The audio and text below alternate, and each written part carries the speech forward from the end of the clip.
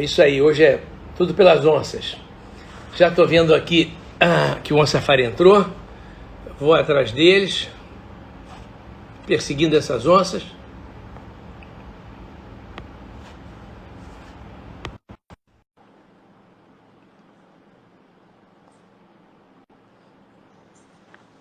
Oi, Lili, E aí, Marcelo, tudo bem? tudo bem? Como é que vai? Tudo jóia, nesse Pantanalzão de meu Deus aqui.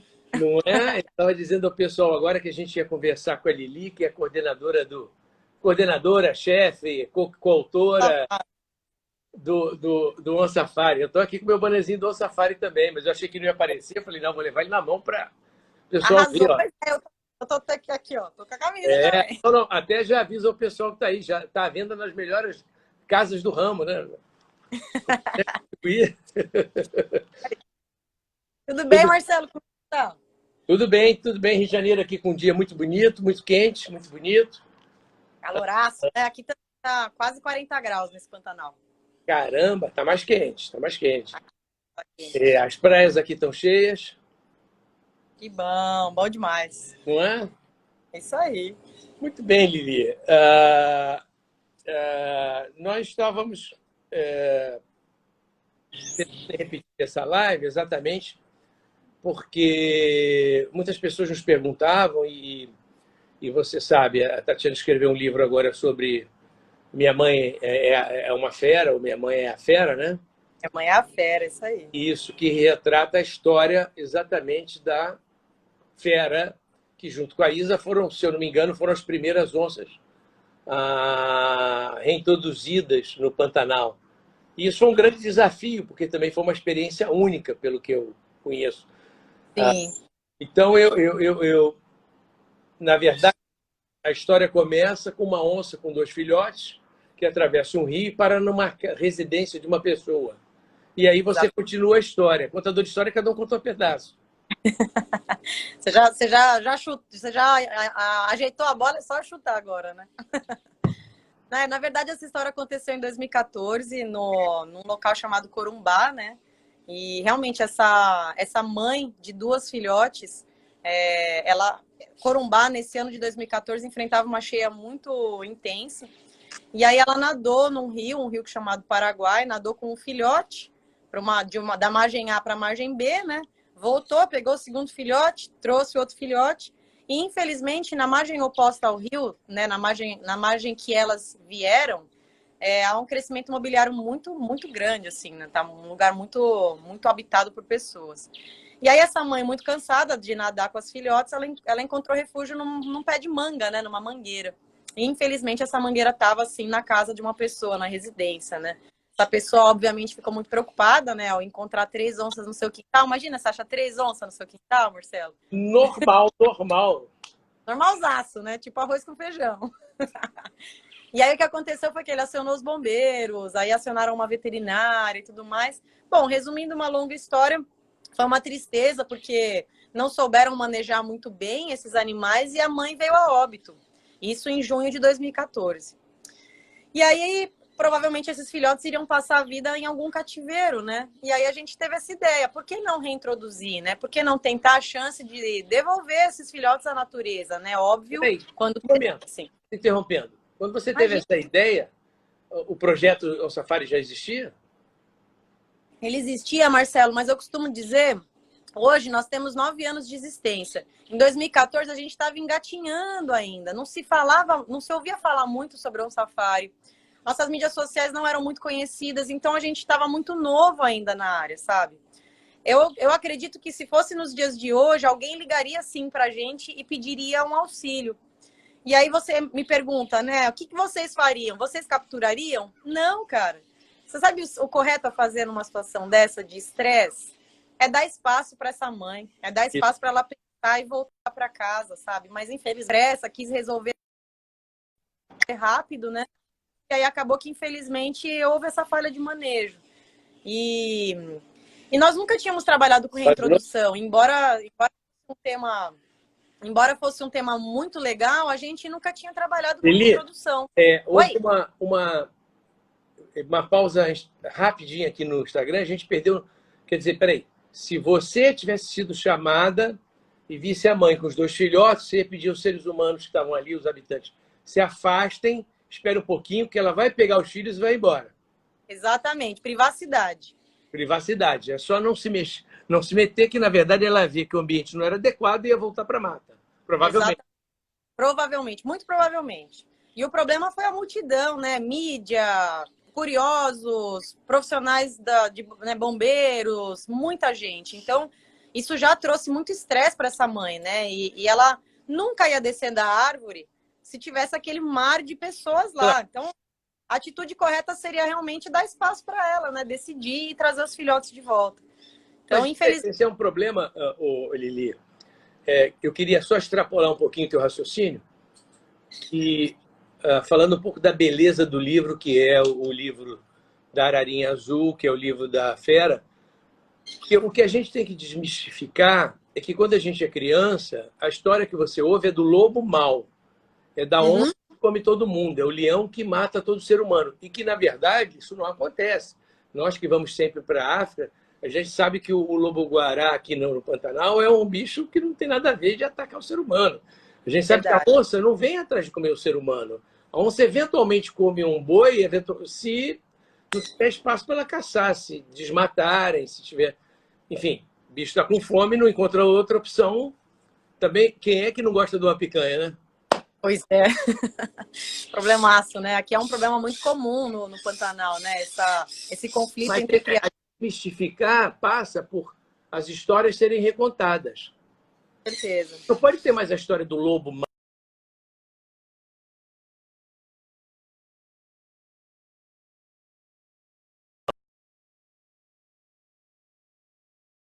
Pausou de novo.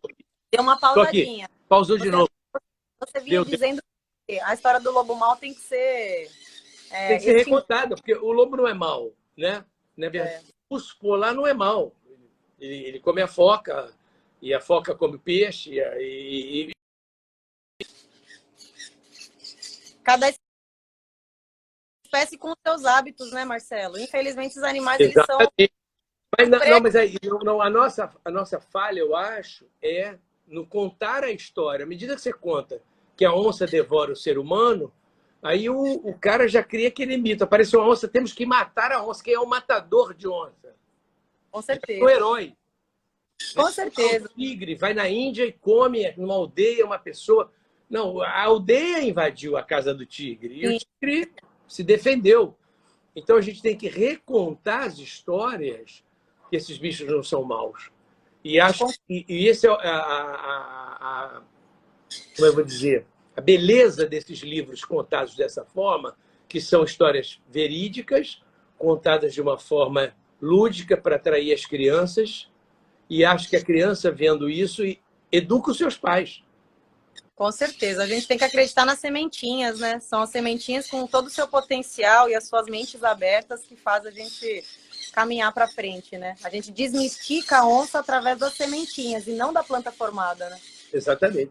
Bom, aí você está lá com 2 filhotes de onça agora sem saber o que fazer. E pois é, então... ideia, que tal? Aí a gente veio com essa ideia de vamos construir um recinto e realmente dar uma casa temporária para essas onças, né? Tentar ensiná-las a serem onças. E é uma coisa muito complicada, assim, você ensinar um animal comportamentos que deveriam ser aprendidos pelas suas mães, né? E tá aqui a gente, humanos, bípedes, doidos, tentando ensinar essas onças a se portarem como onças. Então, é claro que a gente teve que usar de muita criatividade. Não existem estudos como esse no Brasil, então não é que a gente teve uma consultoria de alguém que fez e deu certo. Pelo contrário, né? É um tabu no Brasil reintroduzir grandes carnívoros. Os próprios órgãos ambientais têm pouco conhecimento, porque é uma coisa que não se faz muito. Claro. E aí, por muita sorte, a gente teve apoio do Senap, que é o órgão responsável pelos carnívoros aqui no Brasil, né? Um órgão do Instituto Chico Mendes, IBAMA. E eles ajudaram a gente caminhou de mãos dadas, nós construímos um recinto de 1 hectare aqui na Caimã, no Pantanal. Aqui, só para te corrigir, desculpe, hein? Imagina. Não existe nenhum projeto desse no Brasil, nem em lugar nenhum do mundo, porque a onça não tem em outros lugares. A onça é da América do Sul, né? É verdade. Então, se não tem no Brasil, não tem lugar nenhum, né? É verdade, tem razão. Foi realmente pioneiro, assim. Pioneiro, parabéns, poxa. Da forma como foi feito, foi pioneiro 100%, assim. E aí foi muito legal, porque nós erramos, aprendemos, erramos de novo, aprendemos de novo, justamente porque não havia nenhum manual, né? Mas havíamos construído esse recinto de 1 hectare, recebemos essas onças com um pouco mais de 1 ano de idade, porque afinal levou um tempo para construir esse recinto, né? A gente está falando de uma obra de 1 hectare no meio do Pantanal, né? Então imagina, não é uma obra que foi rápido. Então essas onças ficaram num centro de resgate mesmo por um tempo, até que o recinto ficasse pronto.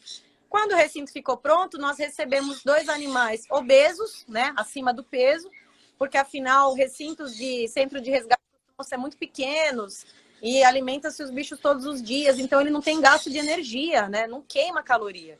Então as duas chegaram aqui acima do peso e aí elas entraram numa dieta para poder perder um pouco de peso e ganhar muito mais massa muscular, né, porque afinal elas tinham 1 hectare para explorar, nadar no açude, escalar árvore, correr, caminhar. Então, elas, de fato, começaram a praticar bastante exercício. E aí, a gente entrou com o chamado que eu costumo brincar, que eu falo que é o chamado videogame, né? A gente tinha que ensiná-las a caçar, introduzindo presas vivas. Para isso, a gente tinha as licenças necessárias, né? A gente não saía por aí caçando animais e colocando no recinto aleatoriamente. Havia uma série de licenças, uma série de sequência para a oferta, né, desse alimento vivo. E eu costumo falar que foi um videogame porque nós tivemos que fazer o processo muito gradativo, né?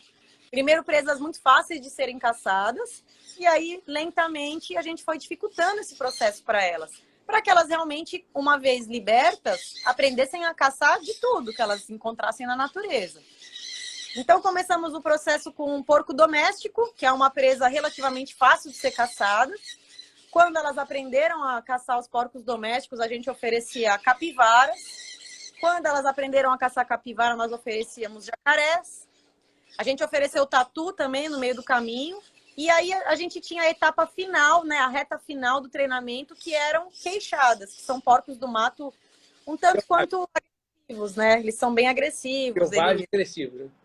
Eles são, pra caramba. Eles, inclusive, vão pra cima da onça, né? Porque eles são, sim, comida da onça. Os periquitos também estão disputando. Eles querem falar também, você viu? Só? Tô vendo. Tô vendo. Eles Só tá faltando uma ararinha azul aí. Pois é, eles querem espaço na mídia também. Eles estão aqui clamando por espaço na mídia.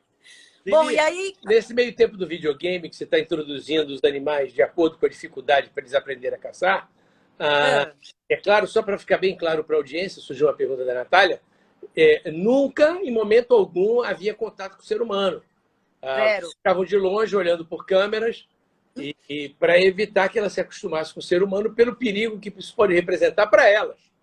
Exatamente. Na verdade, se elas entendessem que nós gerávamos os alimentos, né? Nós ofertávamos os alimentos, seria um grande problema, porque imagina, elas uma vez em vida livre, o primeiro humano que elas vissem, elas iam se aproximar.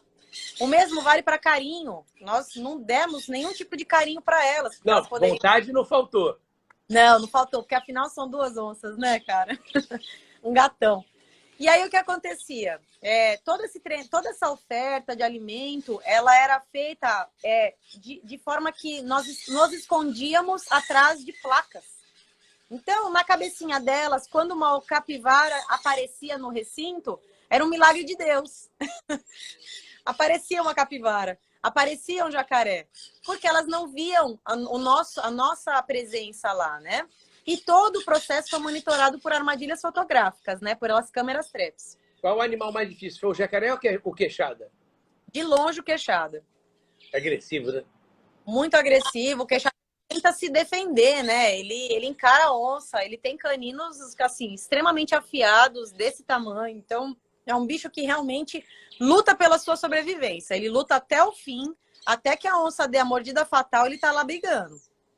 Foi bem difícil. Esse processo, foi uma pergunta agora do Tomás aqui, esse processo levou mais ou menos quanto tempo até que você disse, bom, tá na hora de liberar? 1 ano, Tomás. 1 ano elas levaram para entender, opa, peraí, eu sei caçar. Opa, eu sei caçar minha própria comida. Eu tenho esse potencial. E aí foi 1 ano realmente para que elas entendessem todo o processo e ganhassem a liberdade.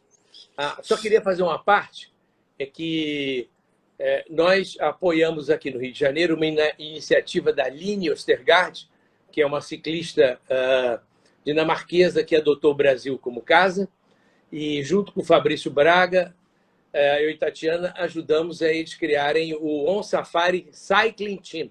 É um time feminino de ciclismo, e esse final de semana que passou, elas foram campeãs da volta que teve aqui no norte do Rio de Janeiro, no nordeste do Rio de Janeiro, ali em Campos. Tiraram o primeiro, o segundo, o terceiro, ganharam todos os troféus. Então, o On Safari Cycling Team já é campeão, nasceu campeão, hein? Incrível! Parabéns para esse time. Eu vi as fotos e, cara, muito orgulho do uniforme que vocês vestem. É muito orgulho ter o nosso logo aqui estampado no peito de vocês. Parabéns, pessoal. Não é? Olha aí, campeãs, campeãs. Parabéns mesmo, incrível. O Fabrício Braga, que é o, digamos, o treinador da equipe de ciclismo, grande ciclista, grande amigo, ele pergunta o seguinte: a onça tem predador natural? Infelizmente, o único predador da onça somos nós mesmos com a pólvora, né? Não, ela não tem. O que acontece existe sim a possibilidade do infanticídio, né? O chamado infanticídio é o quê? É um macho ou uma fêmea adulta matarem a cria de uma outra fêmea. Isso é possível. É a única maneira que você vai ver esse tipo de ataque, né? Ou até mesmo em brigas que elas têm entre si, por dominância, por recurso, por parceiros sexuais, por determinadas razões, elas podem sim brigar até a morte. A gente tem um caso aqui no Pantanal, aqui na Caimã, relatado no ano de 2014, onde um casal de onças matou uma das nossas onças monitoradas, né? E nós encontramos o cadáver dela, fomos a fundo, né? Fizemos a necrópsia e vimos que, de fato, ela foi abatida por outras duas onças. Então, somente onça mata onça e nós, humanos, né? É uma disputa territorial. Claro que o ser humano mata a onça, quer dizer, os fazendeiros matam por receio de perda de rebanho. Isso, agora, esclarece a população aqui. Digamos que a predação do rebanho pela onça é significativa? É um problema econômico? Depende do local, Marcelo. Depende do local, depende do tipo de criação que o pecuarista faz. Aqui na Caimã, por exemplo, o número de gado abatido por onça não passa de 3%. E desses 3%, o que acontece? Geralmente a onça ela vai naqueles animais que estão, sim, mais debilitados. Então é aquela vaca que chegou magra, é aquele bezerro que encarou dias de viagem e chegou debilitado. É o animal que já está atolado na lama e não tem possibilidade de desatolar. Então, a onça é um animal muito estudioso. Ela estuda muito a presa antes de matar. Então, se você pegar desses 3%, de fato, a população de bovinos que estava realmente saudável é ainda menor. Agora, tem assim, aqui a gente está falando de um número grande de gado, né? Eu não me preocupo tanto com esses tipos de fazendas. A minha preocupação é com aquele fazendeiro que tem pouca cabeça de gado. E aí a perda dele é mais substancial, né? Então a gente trabalha diariamente com medidas mitigatórias. Eu evito usar a palavra solução, eu não acho que existe. Falando de predação, de conflito, eu não acho que exista uma solução milagrosa que vai, de fato, acabar com o conflito. Mas existem sim estratégias. Uma delas é o uso de cerca elétrica, por exemplo. Então, vale a pena desembolsar um pouquinho mais de dinheiro, fazer um sistema elétrico de energia solar. O que não falta aqui nesse Pantanal é sol, sabe? Então, aqui na Caimã, a gente já tem, sim, alguns piquetes e algumas invernadas que são protegidas pela cerca elétrica. E a onça, ela aprende. Ela toma um choque uma vez, toma choque duas vezes, e depois ela entende que ela não pode ir para lá, senão ela vai se machucar, né? Então, existem, sim, algumas estratégias. Então, tem essa que eu queria falar do fazendeiro, mostrando que não é um problema, na verdade. E o segundo é a predação para exportação clandestina, né? Sim. Essa é um problema, principalmente no norte do Brasil, né? Repete, por favor, Marcelo. Dei uma movidinha aqui no celular, porque... O primeiro problema, você explicou, não é um problema. Na verdade, é ínfima a quantidade de gado que morre por cada onça. O segundo problema é a predação da onça para a exportação clandestina da pele, dente. Isso parece que no norte do Brasil está ocorrendo com frequência. Pois é, infelizmente existe uma lenda na China, e eu falo que é uma lenda mesmo, Marcelo, não tem fundamento, não tem propriedade científica, não tem comprovação científica de que o consumo de ossos de tigre é afrodisíaco, né? Tem cunho afrodisíaco. E como você bem sabe, os tigres estão desaparecendo da natureza. Então, basicamente, o que eles estão fazendo hoje em dia é pegando onças da natureza, escalpando e realmente tirando seus ossos, e os ossos das onças estão indo embora. É o famoso trocar o cachorro por lebre, né? Então o chinês lá está consumindo a onça, o osso da onça, achando que é tigre.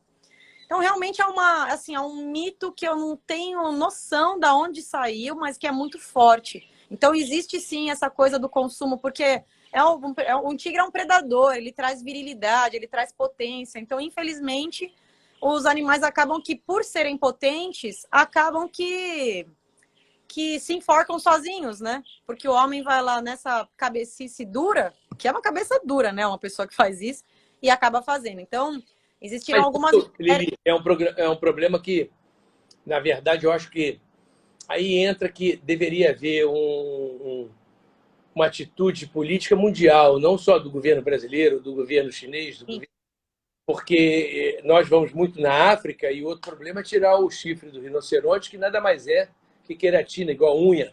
E eles também acham que é afrodisíaco. Eu até já falei, explica lá o chinês, quando estiver precisando de um reforço, comer as unhas, talvez. É mais barato do que... Mais barato, né? Mais barato. Cresce todo dia. Tem 5 dedos, cresce todo dia, né? E tão eficaz quanto o consumo do tigre, né? Que é zero. Já vai no salão, você encomenda as unhas, depois só moer, já faz o remedinho. Olha só o ciclo, aproveitando tudo. Mas, enfim, então, isso é um crime, eu acho que no Brasil tem sido combatido no mundo todo, e um dos fatores importantes é que algumas companhias, como a FedEx, que tem avião, UPS e outras, DHL, se comprometerem a não transportar animais, o resto de animais. Isso vai ajudar, né? Exatamente. Agora, há uma pergunta que surgiu aqui. Qual é a velocidade, se você tem ideia da velocidade máxima num ataque que uma onça atinge? Não, Marcelo, na verdade, tudo isso que existe são chutes, assim. Eu acho que ninguém, de fato, mediu esse número, né? As pessoas gostam muito de números, né? Perguntam pra gente quantos anos vive uma onça, quanto come uma onça por dia, onça tem que comer todo dia. Então, o pessoal gosta de saber números, mas eu acho que no que toca a velocidade é muito difícil a gente afirmar. Sabe-se essa velocidade de guepardo, né? Porque é o maior felino do mundo, foi de fato feito um estudo em cima disso. Mas as onças, qualquer velocidade que você vê por aí é meio chute. Então, eu não arrisco dissipar. Eu daria só um conselho: não aposte corrida com a onça. Ah, não. Não aposta não que ela ganha. A onça, Marcelo, eu costumo dizer que ela só não voa. Todo o resto ela faz. Ela corre, ela caminha, ela escala, ela nada. Sobe árvore. Ela faz de um tudo. Então, uma outra pergunta que é interessante. Eu sei que a gente está fugindo um pouco, às vezes, da reintrodução, que é o mais interessante, mas é só porque eu quero que as pessoas que estão participando... por exemplo, o pessoal do On Safari Cycling Team, do pessoal do ciclismo, pergunta como é que as pessoas que estão assistindo podem ajudar o On Safari. Olha, a gente é uma ONG, né? Somos uma organização não governamental, ou seja, nós temos sim apoio do governo no que toca a licenças. Então, todas as nossas autorizações e licenças, elas são sim emitidas pelos órgãos do governo, mas no quesito sobrevivência, a gente sobrevive através de doações. Então, quer ajudar diretamente? Vem para cá, para Caimã, sai com a gente, vem tentar ver onça. E a onça, na verdade, ela é a cereja do bolo, né? Você vem para Caimã, você vê de um tudo. Tamanduá, ararazú, você sabe, né, Marcelo? O tanto de bicho que a gente vê por aqui. Não tem tempo de viajar, não consegue vir até o Pantanal, tá com medo da pandemia, que é altamente justificável, é só entrar no site, a gente tem lá doações, dá para doar um pouquinho, dá para doar um pouco mais. Acho que, assim, uma forma que todo mundo consegue ajudar é divulgando a gente, né? É divulgar, é mostrar que a gente existe, que a gente está aqui, nós estamos no meio do mato, né? Vivendo essa vida de 24 horas de Pantanal. Fica difícil se autopromover uma vez que a gente está aqui trabalhando todo dia, né? Então, só o fato de divulgar, de share, compartilhar... É nossa ideia de fazer a camisa de ciclismo, o time de ciclismo, porque o nome vai saindo na mídia aí, ainda mais com essas garotas campeãs agora. Então tá demais. Mas voltando lá na reintrodução, houve um momento então que vocês... Eu queria só entrar um pouquinho na sua cabecinha e pensar o quanto hesitante você ficou. É a hora de libertar? Não é a hora? Vamos esperar uma semana? Vamos esperar um mês? É hoje? É amanhã? Como é que você decidiu? É hoje? Pois é, Foi essa? muitas noites mal dormidas, muita ansiedade, muito e se isso, isso aquilo. Foi bem difícil, Marcelo. Mas, na verdade, a gente subestima muito a natureza, né? A gente tem um instinto protetor, né? Uma coisa como eu posso dizer? De querer proteger elas e tudo mais. Mas a natureza é perfeita, assim. Elas nos mostraram pra gente, quando elas estavam prontas, a partir do momento que elas começaram a abater queixadas com uma eficácia muito rápida, sabe? E aí a gente falou, cara, tá na hora, elas falam como onça. Eli, Porque que tamanho queixada? Que peso, tamanho? tamanho? Tamanho peso. Eles vão até uns 30 quilos, 35 quilos numa boa, assim. Tem machos grandes que são bem fortes. É um porcão dentuço. E a questão não é nem só o tamanho, sabe, Marcelo? Eles são realmente parrudos, eles encaram onça, eles são uma espécie demais, extremamente importante, mas intimidadora, assim. Eles intimidam sim, onça. Eles intimidam. Bom, a partir do momento que elas entenderam como que mata esse bicho e como que come, é a partir do momento que elas não desperdiçavam caça, a partir do momento que elas aprenderam a esturrar como onça, não tinha por que mantê-las mais dentro do cativeiro. Elas provaram por A mais B que elas estavam prontas. Às vezes a gente vê uma onça e as pessoas falam, nossa, essa onça de boca aberta, bocejando no meio do dia. Na verdade, ela não está bocejando, né? Não. É isso. Ela está fazendo um comportamento chamado Fleming. Então, basicamente, ela tem um órgãozinho sensível no céu da boca, onde ela manda odores da natureza para o céu da boca, para esse órgãozinho, para processar esses odores no cérebro. Eu costumo dizer, Marcelo, que tudo na natureza é pura química, pura química. O animal, qualquer tipo de animal, deixa partículas de todo tipo no cheiro, e eles se comunicam pelo cheiro, né? Então, muitas vezes a gente vê a onça com a boca aberta, assim, o pessoal fala, meu Deus, essa onça tá brava. Não tá, ela só tá lendo o ambiente através do céu da boca. Interessante. A gente podia também, né? Não é? É o reflexo de Fleming. Exatamente. Boi também tem muito... Na verdade, você tem isso, só que é multissensorial, né? Você, de longe, você vai chegando em casa e fala, esse é o feijão gostoso da minha mãe, fica até na sua memória. Você, às vezes, você lembra do cheiro, né? É impressionante. A memória... Então, no ser humano, a gente tem isso também em vários sentidos, né? Aquela sensação, já estive aqui, esse cheiro me é familiar, né? Então, é a nossa irmandade aí com a natureza. Interessante. Bom, aí você falou, vou soltar essa onça, vou perder a onça. O que você fez? Pois é, um mês antes da gente soltar, nós anestesiamos as duas, né? Os dois indivíduos, as duas irmãs foram anestesiadas ainda dentro do recinto para receber um radicolar. O radicolar é uma ferramenta que ela também é muito julgada, né? Todo mundo olha feio para o radicolar, né? Ah, coisa feia, pesada, sai feio na foto. Mas o radicolar ele é de uma importância tão extrema, sabe? Ele protege as onças. Agora são os papagaios que querem conversar, não são mais os periquitos. Daqui a pouco vem a Nusa aqui, vem a onça que mora aqui atrás de mim querer aparecer também. Mas o que acontece é o seguinte, esses radiocolares eles são instalados nos pescoços das onças, principalmente para a gente entender o comportamento, né? Porque afinal eles trabalham à base de GPS, então a gente sabe aonde as onças estão caminhando, a gente sabe se elas estão seguras, a gente sabe se elas saíram da propriedade e se estão correndo risco de vida. E é um equipamento que não pesa em comparação com a proporção de peso da onça, né? Um equipamento que pesa aí numa média suas 900 gramas. E as onças daqui, elas pesam até mais de 140 quilos. Então, quando a gente fala que a proporção de peso como nós, utilizando... Tá vendo? Eu me achando obeso aqui, eu me achando obeso com 89 quilos. Ah, que nada! Nada, tem fêmea pequena aqui que pesa o seu peso, Marcelo. Então, o que acontece é isso. Mas aí você soltou as duas com esse GPS? Isso. E a Isa e a Fera ficaram... A pergunta da Tatiana, ficaram no mesmo local ou elas dividiram a área? Como é que funcionou isso? Ou você nada. Falou, olha, Isa, você fica aqui, Fera, você fica aqui. Elas foram desbravar territórios totalmente diferentes. Assim, a Isa foi para norte, a Fera foi para sul. E, eventualmente, a gente via uma sobreposição de pontos de GPS, mas em momentos distintos. Então, o que quer dizer isso?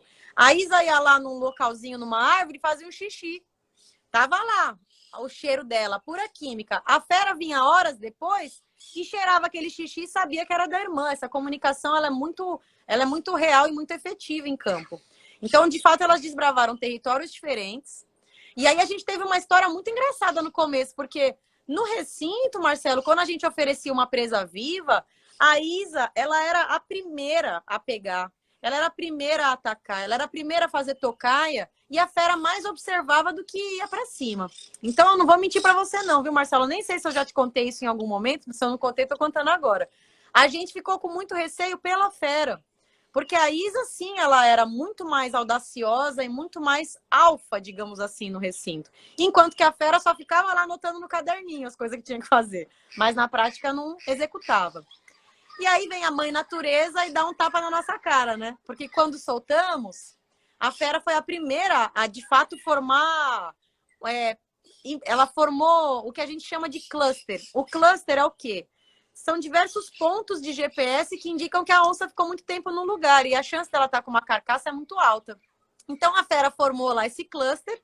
Nós esperamos um pouquinho, né? 2 dias. E depois desses 2 dias, nós visitamos esse espaço para entender o que tinha acontecido lá. E a primeira presa da Fera foi um queixada. Então, olha como a mãe natureza é um negocinho doido, né? A gente preocupado com ela e ela foi logo matá-lo justo um queixada. E aí a gente falou, pô, deu certo o processo. Já a Isa demorou para fazer o próprio cluster dela. E quando nós visitamos esse cluster, a gente viu que tinha alguma coisa esquisita acontecendo. A gente encontrava penas de garça. Cada vez que a Isa comia alguma coisa, era garça, era gralha, que é uma ave... Bom, vem cá, um gosta de porco, o outro gosta de frango. Cada um com sua dieta. Cara. Mas o negócio é que, assim, uma garça, ela não traz o conteúdo nutritivo que uma onça tem que ter. A não ser que ela mate 40 garças por noite, não tem sustância. Sabe a famosa sustância que a mãe da gente fala, come isso aqui para dar sustância? A Isa não tinha. Então, a gente ficou muito preocupado com a Isa. Ela começou a emagrecer bastante. E a gente falou, opa, eu acho que o processo não deu certo, a gente vai ter que recapturar a Isa, né? E aí a gente falou, vamos esperar só mais um pouquinho, vai, não é possível que ela não vai entender o processo. E realmente, depois de 1 mês, com muita frustração com a Isa, ela matou seu primeiro jacaré substancial, assim, um jacaré grande. Começou logo um jacarezinho, né? Pois é, uma lagartixa, né? Lagartixa. Vou pegar a lagartixa. Pois é, cara. E aí, uma semana... Olha aqui. Mesmo. E a jacaré, ela entendeu. Acho que deu um clique, ela entendeu e desde então ela caça de um tudo. Eu acho que também. não deu clique, não. Eu acho que deu fome. É. Esse negócio de franguinho não estava apetitoso, ela falou, vou pegar alguma coisa melhor. Que enche a barriga mesmo, né? Não é? Lili, o Jorge Lisboa pergunta aqui, já a segunda vez, como é que esse negócio da autorização de animais vivos, isso é muito complicado para você reintroduzir? Como é que você, quem dá essa autorização? Olha, a gente recebe essas autorizações pelo Senap, né, que é, de fato, o órgão do IBAMA responsável pelo departamento de carnívoros de todo o Brasil. Então, essas autorizações da soltura não foram difíceis de serem adquiridas. Mas houve, sim, uma autorização em específico muito difícil de ser adquirida, que foi uma licença de bioética. Essa licença de bioética, ela autorizava nós, seres humanos, biólogos, pesquisadores, a capturar presas vivas e ofertar essas presas ainda com vida. Por que isso? Porque esse setor de bioética, ele acredita que você não dá chance para a presa escapar. Você está inserindo uma presa viva num recinto fechado com 2 predadores sem chance de escapar. Então, de fato, é compreensível o lado da bioética de querer defender essa bandeira que eles ergueram, mas eu te falo coisa, Marcelo, se nós não oferecêssemos animais vivos para essas onças, o processo jamais daria certo, cara, jamais. Elas têm que aprender, elas vivem à base da caça. Caçar morto é uma coisa, né? Caçar vivo é outra.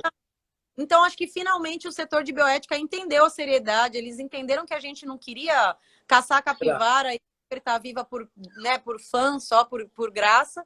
E aí, de fato, eles ofertaram a nossa... Eles liberaram a nossa licença e desde então a gente tem obtido cada vez mais facilidade na obtenção de licenças, porque os órgãos entenderam que sim, somos uma instituição séria, que faz um trabalho sério e que a gente quer só o bem do... Né? Você conhece a Isabelle Rampim? Minha irmã, bonitona. Está muito orgulhosa, falou que está muito orgulhosa de você.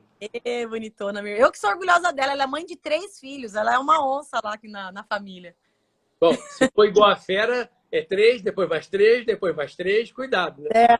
No caso dela, ela já parou no 3º já. Ah, bom, porque a fera continua, né? Parece que a fera continua. Marcelo, e eu vou te falar uma notícia que é inédita para todo mundo que está vendo, inclusive para você, que é o pai da fera.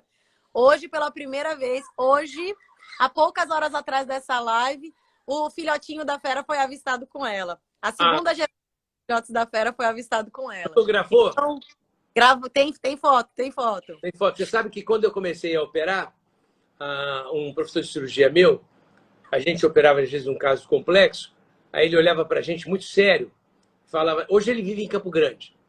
Ele falava assim, fotografou? Aí eu falei, não trouxe a máquina. Ele falou, era melhor não ter operado. Ah! É igual. Então, Aqui a pessoa fala, você viu? Mas cadê a foto? Não tem foto? Então é mentira. Exatamente. Olha aqui, o Suzuki também. Qual é o raio de rastreamento do colar? O colar, a função GPS rastreia ele em todo o espaço que a onça ocupar. Então, por exemplo, se ela sair daqui da Caimã e for para o meu vizinho, eu sei que ela está no vizinho. Se ela for para lá para longe... Por parar, que pelo GPS você vai saber. Exatamente, pelo GPS sim. Já pelo VHF, que é o sinal de rádio, que é um sinal que nós captamos pela antena em campo, é o raio de 1 quilômetro. Então, a gente usa um aparelhinho que chama receptor, que está captando frequência. A gente tem uma antena móvel que a gente segura e fica fazendo movimentos circulares. E aí, quando a gente chega a 1 quilômetro de distância, a gente começa a escutar um bip. Esse bip significa que a onça está a 1 quilômetro de distância. E aí a gente consegue praticar o que a gente chama de triangulação, né? A gente vai triangulando e tentando entender onde ela está até encontrar com ela. Tem uma pergunta interessante do Tomás aqui. A onça, quantas vezes ela entra no cio por ano? E cada gestação, quanto demora? E, geral, quantos filhos ela tem? Excelente pergunta. A onça é um gato, né? Então, ela tem 3 meses de gestação. É super rápida a gestação dela. Mas o cuidado parental é longo. Então, geralmente, ela fica com sua cria até 1 ano e meio. Então, dificilmente você vai ver uma onça num período mais curto que esse. O que acontece que é muito legal que a gente vê aqui é uma estratégia incrível de sobrevivência que as onças... não sei se elas criaram, não sei de onde que veio, se é do DNA, não sei. Mas o que as onças daqui da Caimã fazem? Engambelam todos os machos, Marcelo. Então, eu como bióloga pensava o quê? Na minha mente fechada. As onças, elas copulam com fins reprodutivos. Uma vez que a onça foi fertilizada, ela vai parir a sua cria e não vai copular até que ela esteja fértil novamente. Pois esse era o meu pensamento do passado, Marcelo. Porque o que a gente vê aqui? Aqui a gente vê que as onças copulam solteiras, elas copulam enquanto elas estão grávidas, né, prenhes. Elas copulam quando elas têm filhote na toca. Elas copulam quando o filhote tem 1 ano de idade. Elas copulam o tempo todo. E por que elas fazem? Como é que é? Pois é, eu não tenho muito orgulho de falar isso delas, mas elas fazem isso. Olha aqui. E não tem dor de cabeça, não tem nada? Nada. O macho chegou, ela tá lá pronta já. Opa. Mas por quê? Vou explicar para você. Eu sei. Então fala você, por que ela faz isso? Porque ela não quer que ninguém saiba quem é o pai, porque aí não tem infanticídio. Exatamente, Marcelo, exatamente. Não tem infanticídio. Por quê? Porque quando o macho que ela copulou encontra com a cria dela, há uma memória onde ele fala, opa, esses filhotes são meus, eu já estive com essa onça antes. E aí o filhote B, o macho B fala a mesma coisa, o macho C a mesma coisa, o macho D pensa a mesma coisa. Todo mundo é pai. Exatamente. E é por isso que a gente tem esse sucesso de sobrevivência aqui na Caimã. A gente não tem nenhum caso de infanticídio registrado, possivelmente por causa dessa estratégia, desse comportamento. Muito doido, né? Esse comportamento, muito interessante. E aí Só complementando a resposta, eles ficam geralmente com a mãe por 1 ano e meio e as crias podem ser, na natureza, aqui a gente já viu desde um filhote até 3. Nós nunca registramos 4 filhotes ainda. A fera teve quantos agora? A fera teve um casalzinho em 2018 e agora a equipe de campo hoje conseguiu ver um só. Mas não quer dizer que ela tenha um só, porque ela pode ter escondido outro. Saberemos quando eles tiverem um pouquinho. Esse pequenininho tá bom. Tá bem. Sim, tá bem pra caramba, já tá seguindo a mãe. Eles se comunicam através de vocalizações. Então a fera caminha um pouquinho, chama. Aí ele responde e vem. Então é muito bonitinho de ver. Essa fase é muito gostosa de acompanhar. Que bacana, que bacana. Olha aqui, o pessoal do time de ciclismo do Safari pergunta se tem diferença na cor da onça. A onça é preta mesmo, a outra? Então, a gente tem... Falando de onça, a gente tem a onça pintada, que pode ser pintada, que é essa variação que vocês conhecem, né? Dourada com as rosetas pretas. E ela também pode ser preta. O que não significa que ela seja outra espécie. Ela é uma onça pintada exatamente... Ela é uma onça preta exatamente igual a pintada. A diferença é que ela tem um excesso de melanina na pele. É como a variação nossa, né? Nós temos a população que é negra. Eles são exatamente como os brancos, mas eles têm excesso de melanina na pele. Não excesso, né? Eles têm a mais. O que acontece com a pintada é exatamente isso. E o mais legal de tudo é que, se você incide luz, uma luz na pelagem da onça negra, você consegue ver por baixo dessa pele preta as rosetas. Então, ela não é toda preta, não. Ela é desenhada também, só que é mais difícil de ver. E existe também a onça parda, que é, sim, outra espécie, né? Ela é do gênero Puma. O gênero da onça é Pantera, elas são primas. E a onça parda, ela é marrom, né? Ela nasce pintadinha e conforme ela vai crescendo, ela vai perdendo essas pintas pretas e vai ficando numa pelagem padronizada totalmente marrom. Interessante, interessante. Outra coisa que eu achei muito interessante, a gente sabe, a gente não vai entrar nesse assunto, porque a gente sabe que vocês não estão envolvidos, mas que há uma grande queimada na parte norte do Mato Grosso. Ao mesmo tempo, uma grande queimada na Califórnia, uma grande queimada na Austrália. Então, eu acho que tem a ver um pouquinho com crime ambiental, tem a ver um pouquinho com aquecimento global. É um assunto muito complexo. Mas eu sei que um assunto que você sabe é que houve uma queimada grande ano passado no Safari. Sim, houve sim. E foi terrível, foi assustador. Foi. E achei o Mário Haberfeld, que é o criador, parabéns ao Mário, e eu vi uma foto que ele fez, uma postagem muito linda, que era na época da queimada, aquilo tudo queimado, e meses depois tudo verde, mostrando a força da natureza. É impressionante. Aquela queimada não afetou as onças em si, no Pantanal, né? Do ano passado, aqui no OnSafari. É, exatamente, Marcelo. Esse fogo ele atingiu aqui a Caimã e o OnSafari há 1 ano atrás, exatamente 1 ano atrás, foi no último setembro, né, de 2019. Foi extremamente difícil para a gente e nós, todos aqui da Caimã e do OnSafari, a gente se sensibiliza muito pelo que o pessoal do norte está passando, são verdadeiros guerreiros para encarar a dimensão do fogo lá. A dimensão do fogo lá está muito maior do que o fogo que atingiu aqui.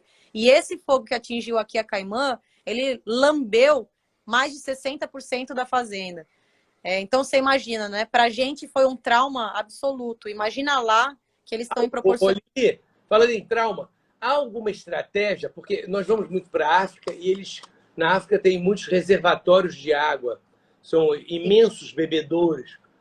Os bebedouros são feitos para os animais virem, claro, beber água, mas para nós, que turistas, vamos, é interessante que é um ponto de apoio, você vai lá e vê. E, ao mesmo tempo, que eu entendo, isso freia o incêndio, porque você chega a ter um reservatório d'água, o incêndio não progride. Há alguma estratégia nesse sentido de vocês fazerem aí perto do OnSafari, ao redor, reservatórios de água? Assim, Marcelo, inclusive já foi feita, né? Nós fomos pegos de calças curtas, né, com esse incêndio, e aí a gente acabou que tomou de lição as coisas que poderíamos ter aprendido. Então, nós fizemos, sim, algumas adaptações que hoje colocamos em prática. Então, uma delas, sim, foi a criação de novos açudes grandes, né, para ofertar água para a fauna. Então, se o fogo pegar aqui, e pode ser que chegue, tá, Marcelo? A gente não está imune desse fogo chegar aqui, não. Ele pode chegar. O que a gente sabe se ele chegar, Hoje temos um pouco mais de oferta de água, existem açudes, existem poços que foram criados após o nosso fogo, a gente aprendeu com a lição, e a Caimã perfurou alguns poços. Para que esses poços? Para, se a gente tiver um incêndio, a gente ter ponto de absorção de água, né? Porque toda vez que a gente tinha que sair para encher algum caminhão-pipa, quando estávamos pegando fogo, tínhamos que sempre voltar para a base para pegar água. E com essa dispersão de poços novos, a gente tem mais água no campo, né? Outra coisa que é importante é a formação de aceiros, né? Que realmente é quando o caminhão, quando o trator passa e corta a grama bem curtinha, rente às cercas. E existe também uma coisa, Marcelo, que eu acho importante dizer, as ONGs foram cruelmente atacadas por algumas mídias que disseram que as ONGs estavam colocando fogo e queimando, ajudando a queimar o Pantanal. Isso é de uma ignorância sem tamanho, né? Existe sim uma técnica que é chamada manejo do fogo, né? O contrafogo. Então, muitas vezes está tão intenso. Fogo para interromper o fogo. Exatamente. E saíram matérias que me cortou o coração de ver pessoas atacando os voluntários, os bombeiros, o Preve-Fogo, todo mundo envolvido, dizendo que eles estavam colocando fogo. Então, vamos pensar duas vezes antes de disseminar uma informação errada, né? Muito errado. Bom recado. Olha aqui, voltando para a parte bonita. Uma querida amiga minha, Isolda Gonçalves Branco, pergunta a você se você tem ideia quanto vive uma onça em média. Então, a gente vai saber responder essa pergunta com exatidão daqui a uns anos. Por que eu falo isso? Porque nenhum cientista no mundo nunca acompanhou uma onça de vida livre desde o seu nascimento até a sua morte. Acompanhamos uma morte aqui, sim, mas porque ela foi abatida por outro casal de onça. Ela teve a vida interrompida.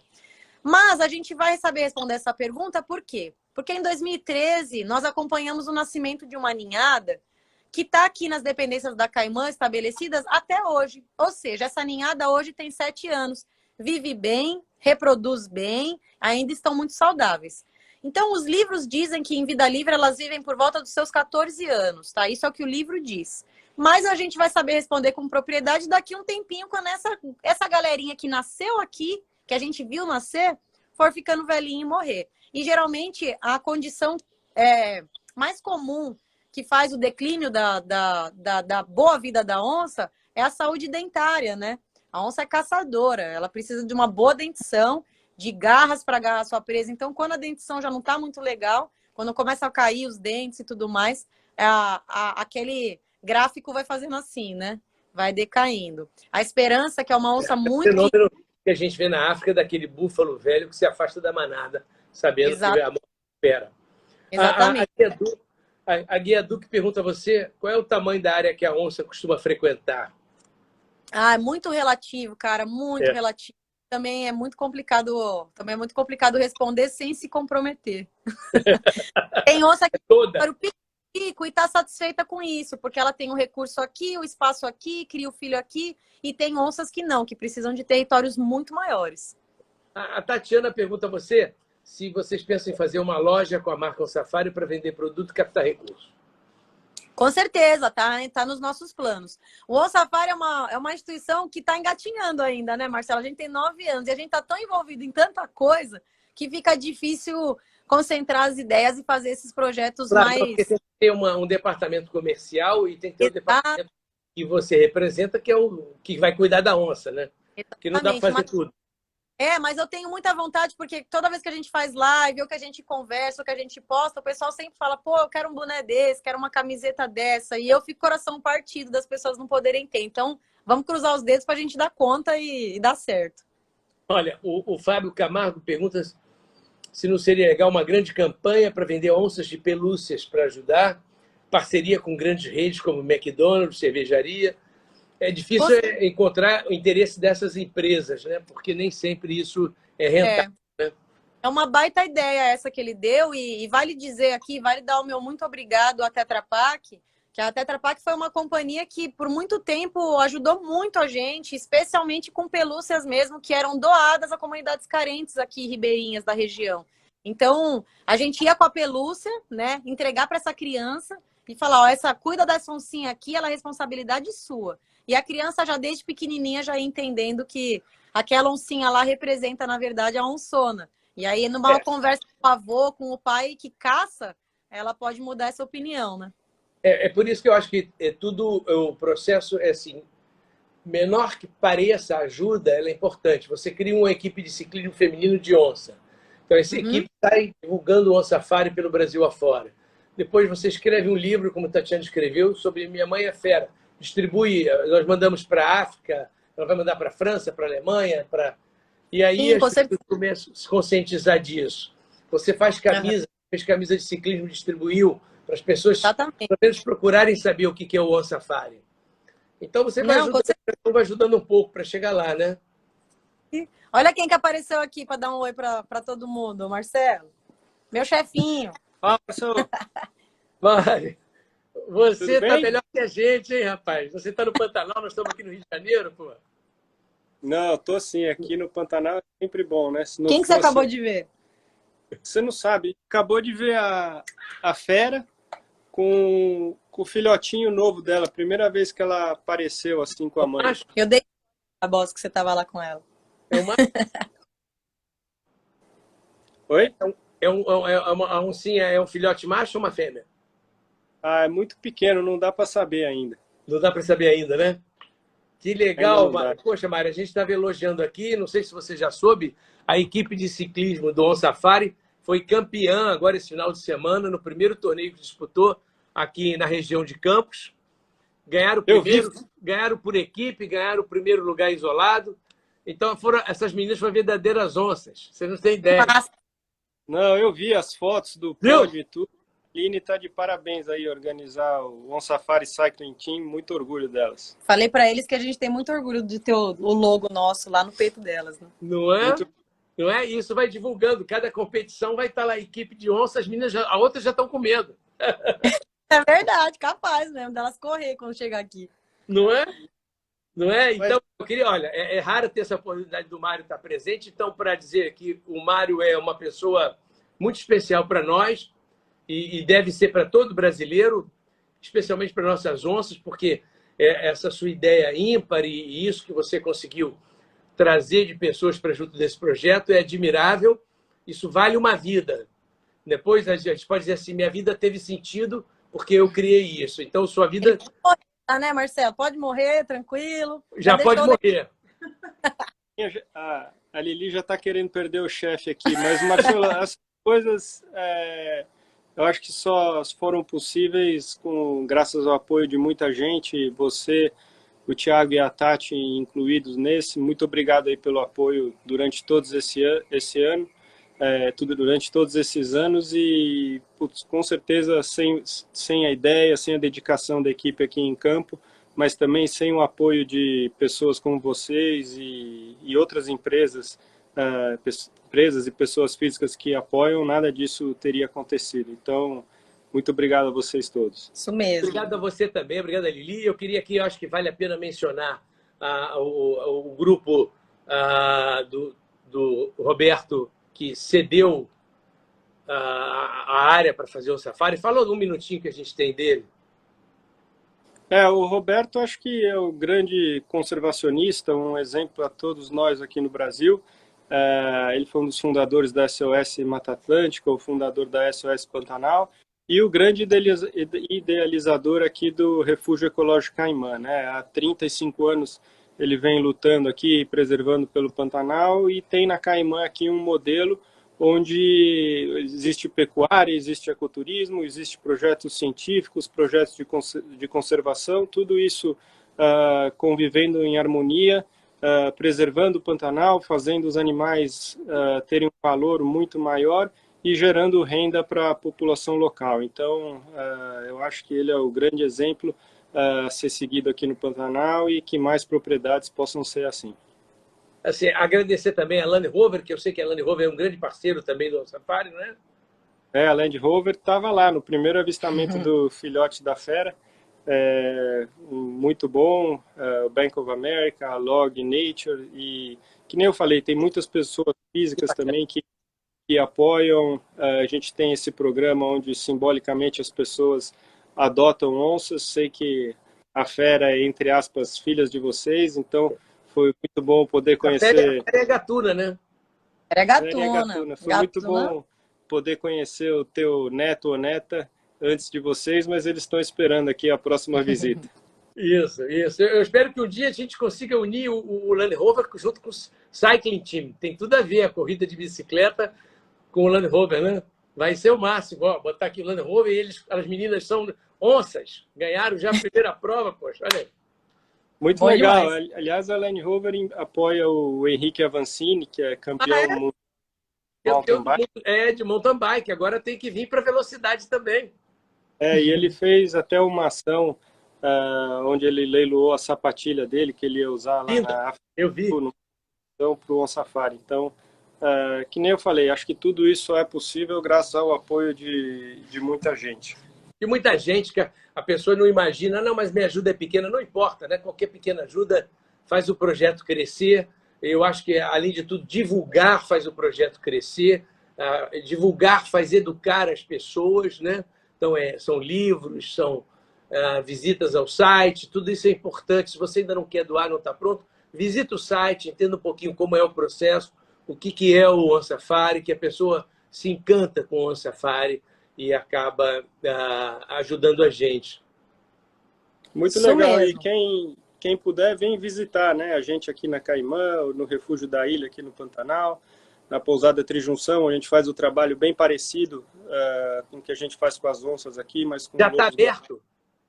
Já está aberto. Todas as nossas bases já estão abertas. Aí o Covid foi um grande golpe aí na vida de todo mundo, mas muito no ecoturismo. Então, a gente está recebendo todo mundo de braços abertos. Os avistamentos aqui na Caimã, desde que abriu dia 15 de julho, 100% dos hóspedes viram onça, então o trabalho continua aqui, apesar de tudo. Isso mesmo. 100% de avistamento, eu vou dizer a você, nós que vamos para a África todo ano, é quase maior que na África, porque para ver o Big Five na África, você conhece também, é difícil. A gente às vezes procura um leão, quando você menos espera, ele está atrás do seu jipe. Ainda bem que você não saltou do carro. É verdade, de tocaia, né? De tocaia. É isso, mas super obrigado por tudo, desculpa invadir Nada, a sua... você foi o convidado surpresa, a cereja do bolo, Lili. Eu mesmo, concordo. Mas, putz, queria dar notícia aqui desse avistamento e vi que a Lili está falando com você, não deu para ficar de fora. Então, um abração para o Thiago, manda um beijão para a Tati e obrigado de novo por todo o apoio. E muito obrigada pelo convite, hein, Marcelo? Sempre um prazer. Foi um prazer, espero que a gente possa repetir, falar mais. As pessoas têm muito curiosidade sobre esse processo de reintrodução da onça, sobre o ciclo vital da onça, alimentação, gestação. Parceiro eu não vou falar, que eu já vi que quem chegar, chegou. As onças estão na brincadeira aí. Então tá bom. Mas olha só, Lili, faltou um minutinho. Eu queria dizer que essa live fica gravada no IGT da Itamucino e que daqui a 48 horas vira um filmezinho no YouTube. Então a pessoa pode acessar sempre. E eu deixo esse último minuto para você dizer o que você quiser dizer. Jura? Quero mandar um beijo para minha mãe, para meu pai, brincadeira. Não, eu queria agradecer aí o apoio de todo mundo. Eu faço das palavras do Mário as minhas também. A gente é muito abençoado e sortudo de trabalhar com o que a gente gosta. Todo mundo que está aqui porque quer. E agradecer principalmente os apoiadores, né? Esse time aí eu tenho muito orgulho, né? Girl Power, vamos lá, esse monte de onça aí ganhando prêmio. E só agradecer mesmo, cara. Muito obrigada. É sempre um prazer falar sobre a gente. Falo de coração mesmo. Então, um beijo grande para vocês todos. Um beijo para nossas filhas, a Gatuna e a Fera, mas não precisa dar pessoalmente, não, tá? Dá de longe. Pode deixar.